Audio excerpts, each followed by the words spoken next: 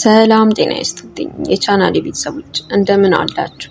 ብዙ ጊዜ ቀናቶቻችን እንዴት በፍጥነት እንደሚያልቁና የጀመርናቸውን ስራዎች ሳንጨርስ ጊዜው እንዴት እንደሚሄድብን ግራ ይገባናል። በተለይ ደግሞ ስልካችን ላይ ስንጠመድ።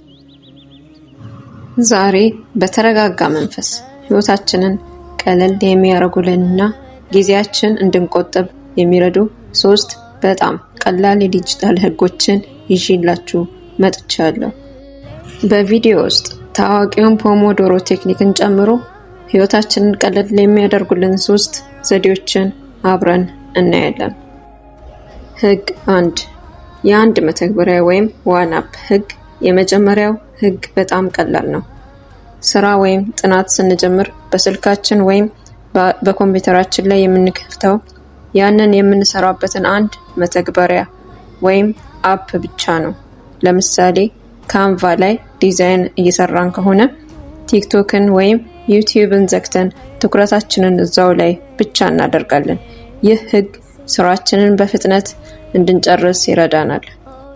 ህግ 2 የ20 ደቂቃ እረፍት ወይም ፖሞዶሮ ቴክኒክ። ሁለተኛው ደግሞ አእምሮአችንን እንዳይዝል ማድረግ ነው።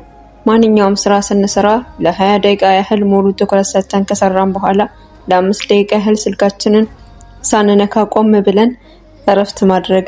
ይህ ዘዴ ድካም እንዳይሰማንና ራሳችንን በተረጋጋ መንፈስ እንድንጨርስ ያደርገናል። ህግ 3 የስልክ ማሳወቂያዎችን ወይም ኖቲፊኬሽንስ ማጥፋት።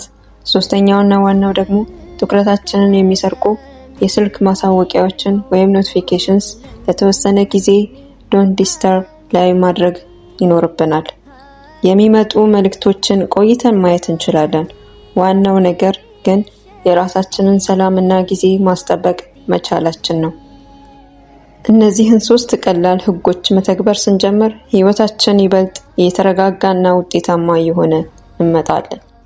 እናንተስ ከዚህ ውስጥ የትኛውን ትተገብራላችሁ? ላይክ እና ሰብስክራይብ ማድረጋችሁን አትርሱ። በሚቀጥለው ቪዲዮ እስክንገናኝ ድረስ ሰላምና መረጋጋት ለሁላችንም ይሁን። ቻው።